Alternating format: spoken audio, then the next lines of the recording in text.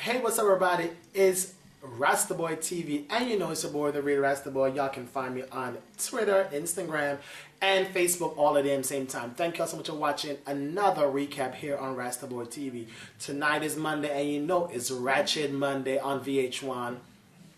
And before I go any further, because I just got in from having a couple of margaritas with my homeboy, but I want to give a big shout out there to my girl Aziza for delivering a healthy baby boy.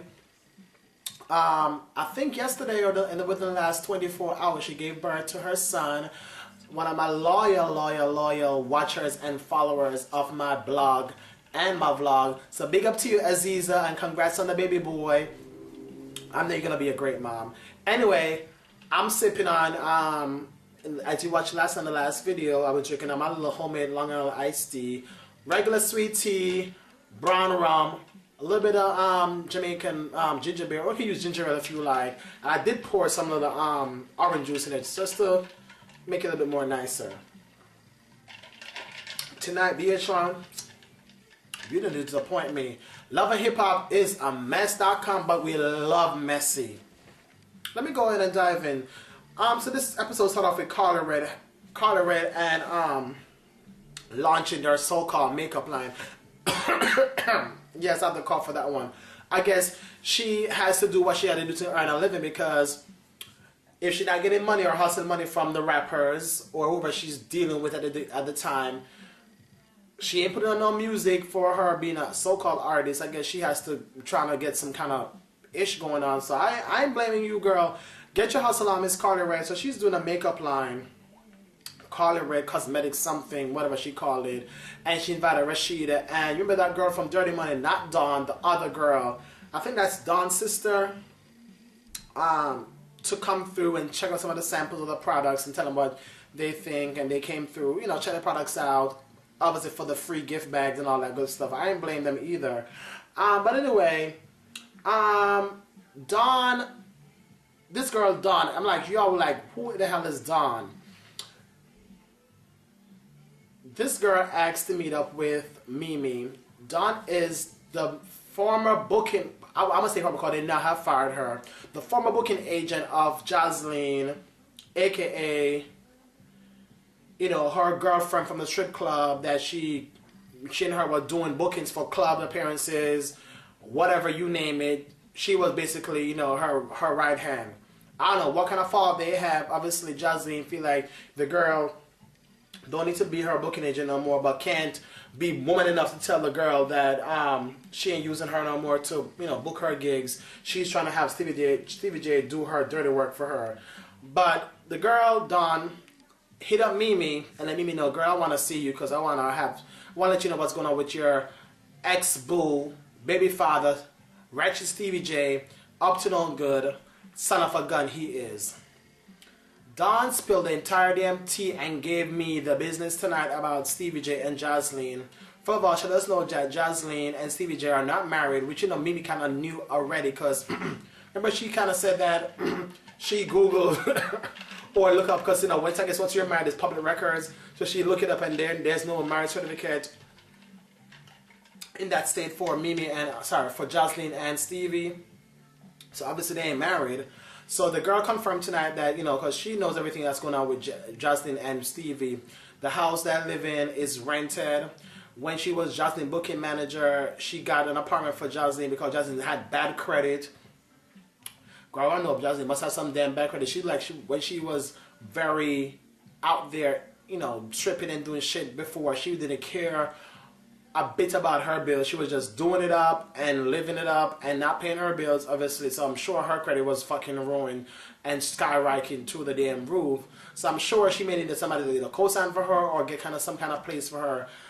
And obviously the girl said she signed for apartments for Jocelyn. She know the ins and outs about Jocelyn and Stevie J's messy ass so-called life that they're portraying to be real. She also stated that the car that Stevie J driving around, obviously not them, the Bentley, the Benz, the house they live in now, the so-called White House, is, I guess, rented, and she knows whose name is the house is in, because not theirs. She also said that because, you know, Stevie J and Benzino are good buddies, aka brother, he asked Benjamin to put him and Jocelyn on the cover of the magazine. You know, I think there's a weekly magazine in around the country called HipHop Weekly, and he wanted them to be on the cover displaying this so-called marriage to get the buzz out there. You know, people like to hear shit about people, and you know, what better way to get shit out there than being a magazine. So Don gave us a lot tonight, and I'm like, Don, you telling Mimi all of this? Mimi's not gonna have. Mimi's wondering what she should do with all this story now, because you know Mimi really don't have no foot to stand on, because she basically, I don't think nobody can top her shower rod porno with Nico, but you know she can try to get whatever tea she has on Stevie and Jocelyn, to let Stevie J kind of ease up off of her shoulders, which is what I think she's trying to do. So we'll see how that part plays out. But anyway, I must give a big shout out to Waka Flocka, whatever his name is, and his girlfriend Tammy, or fiance, because there's not a lot of there's not a lot of scenes with them throughout the season, so they get a little bit of pieces here and there. But I like them together. They're cute, you know. I like how he likes or loves his girl a lot. His mama, what's her name, Deb? I think mama is very, you know, she's very opinionated. She's very strong, Deb. But I like her. Tonight episode show that, you know, even though the girl is not her daughter, she really, you know, care for her as a mother to daughter, and she's gonna, you know, be there, you know, for this girl. Hopefully Waka Flocka don't F up and trying to be out there with them groupies trying to slay bitches on the road while he's on tour. Also, on another hip hop episode tonight, we saw hold on, my phone acting up. Kirk is so damn pressed. And I mean pressed, meaning that he's so desperate. You know, last episode we saw him going to the bar, having a drink with Benzino, talking about he's doing that DNA testing. So the girl that was, you know, serving him last week also is waiting on him this week again at the bar. And this week also him and Stevie J with Benzino is there at the bar. I'm telling no lie, Benzino and Stevie J and Kirk, oh, I know, they're all a bad combo, all three together. Kirk is so damn pressed, he's gonna tell this girl, who's a bartender, probably no damn experience in babysitting somebody other than watching her niece or nephew or her cousin, want to tell this girl that has not really been officially been interviewed, that he wants to test her out as being the nanny for his young son. What's the name of son again? Carter. Stevie, you have lost your motherfucking mind, as Beyonce says. You must have lost their mind. You must have lost their mind. Yeah, Stevie, not Stevie, but I don't know if Benzino was trying to tell you that you are crazy. Rashida is not going to buy this. So, cut fast forward, and then Rashida comes home from work. This heifer is in the girl's house babysitting young Carter. Rashida was like, no disrespect to you, girl, but you some little chick up in my house, so-called, should be babysitting my son. My husband even discussed this with me, and she was gonna, this girl, what's her name again? Jasmine, gonna say she was under the impression that they're separated and just co-parenting in the same house. Girl, you need to shut your mouth. I would have, bitch, you gotta get out of my house right now. First of all, you in there so to be the help, aka the nanny. You should not be in there piping up too much about shit you don't know nothing about. I don't know why we shouldn't pipe up more on your black ass up in somebody's house talking about you thought this, you thought that. You should be there as an employee, a potential employee. You there doing too much, and you should not be there doing nothing at all, then trying to so-called babysit the damn baby and go on your damn merry way. Mama D, look, back up. Bambi lost the baby. I need some receipts. Sorry, I don't mean to sound insensitive or not caring or not whatever caring, I guess, or lack emotion about this story, but Bambi lost the baby.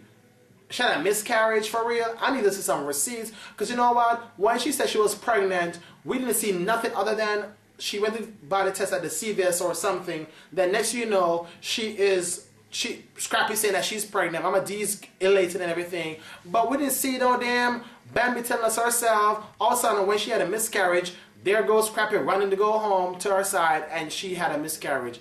I'm sorry to hear you had a miscarriage if that's the case, Miss Bambi.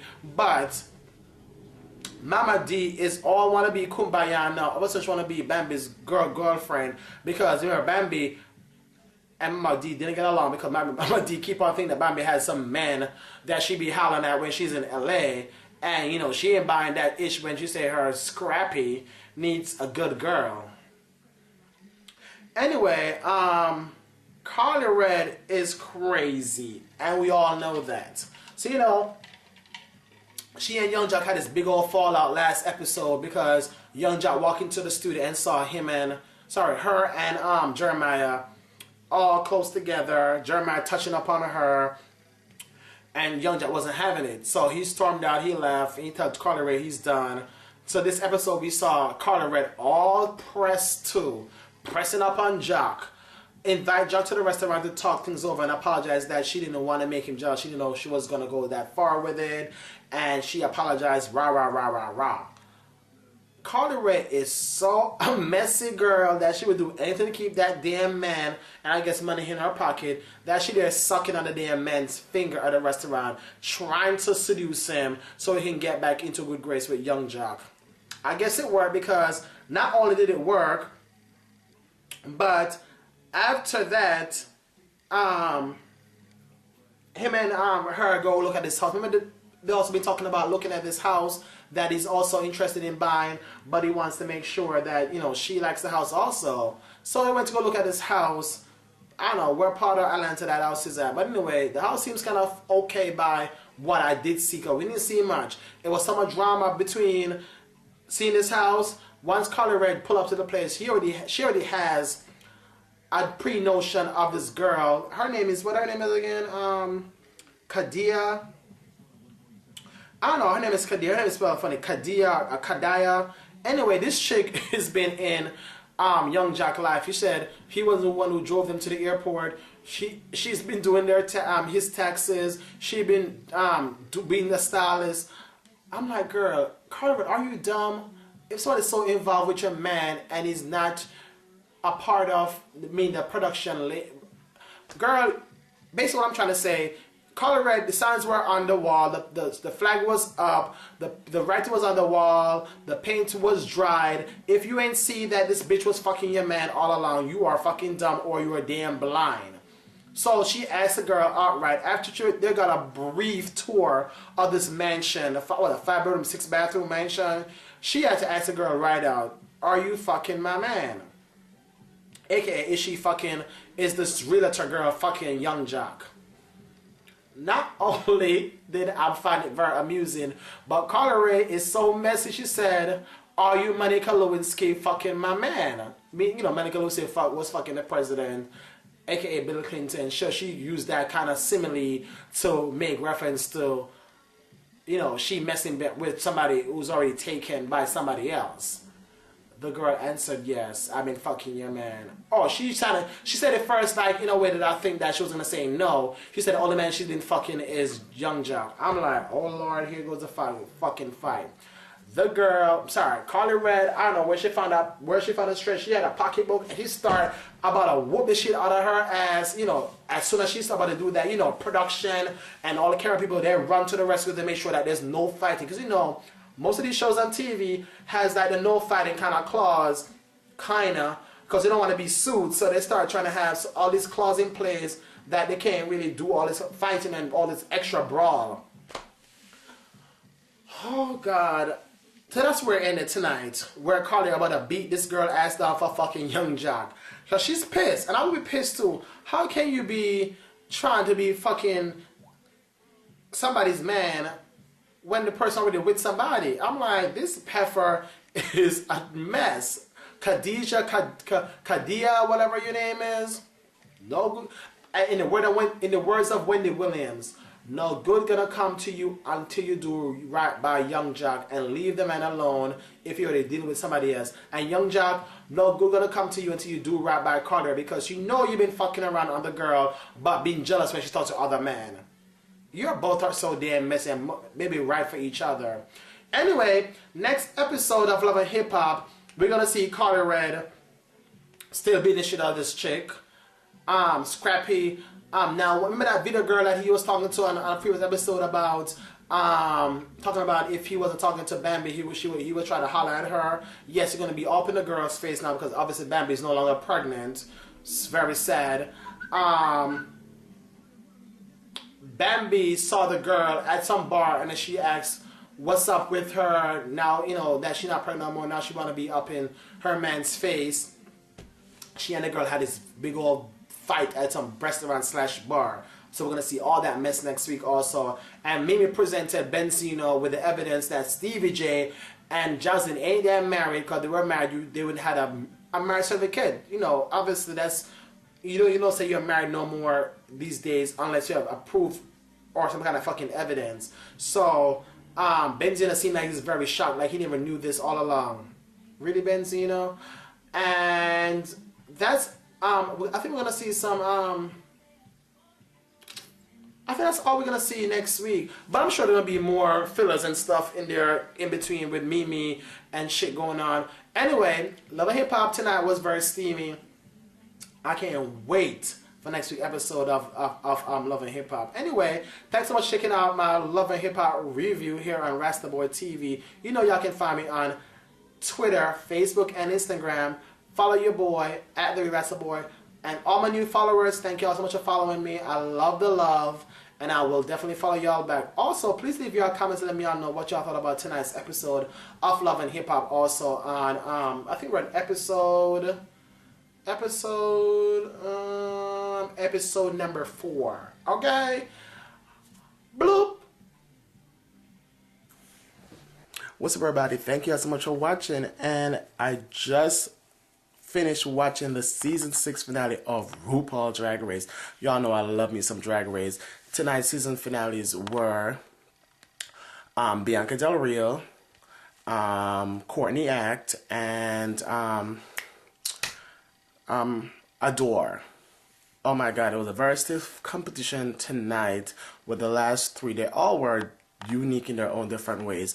Want to give a big shout out and congrats to Miss Bianca Del Rio as the winner of RuPaul's Drag Race season 6. I'm sure she's gonna do big things with her future. Just want to give a big shout out to her.